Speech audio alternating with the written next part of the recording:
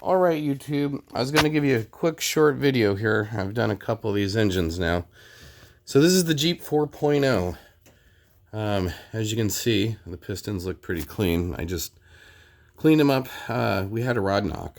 So this is really common. It's literally right around 236,000 miles. You'll get a piston knock. And what happens is, here's a couple of them.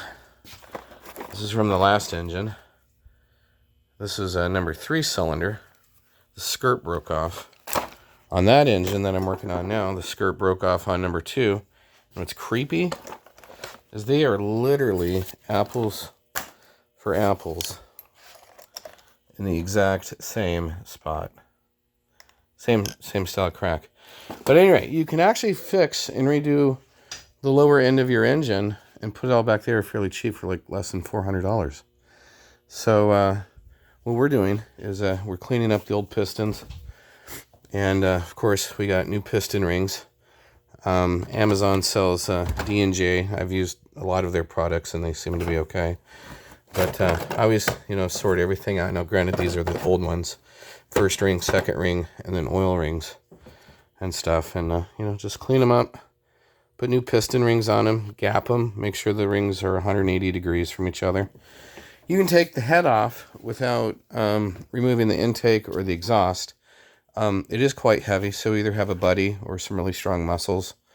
We just throw all the parts over here, airbox, so on and so forth. I am going to take this off from here, change the gaskets out, clean the head up and stuff. But we don't need to resurface the head or nothing because it didn't overheat like some of the 4.0s. It's just it had the rod knock. So we're here fixing it. And then I was going to mention to you guys, that's kind of why I'm making this. So, cylinders 5 and 6 back here. These ones, when you go to put the piston in, most of us technicians were used to, tap the piston down, Well, this one, because the top of the firewall is back here, you can't make it go straight. So when you're, I got your, there you go, compression, or the piston ring compressor there, you can't go, you just can't tap on it, and you can't do this, because you can't get a good angle to go straight. So there's this really expensive professional tool, God makes it, it's called wood, and literally what you do with your wood, you would literally set it on the top of the piston, put that like that, and then look, you can tap down. So now you're going to be equal. So this way, you can go back and get cylinders 5 and 6. So just remember your wood. Clean everything up. This motor, we're doing rings, bearings. Here's the old bearings. So rings, bearings, oil pump, and then, of course, new gaskets, oil pan, and valve cover gaskets, intake gaskets, exhaust gaskets, and everything out the door.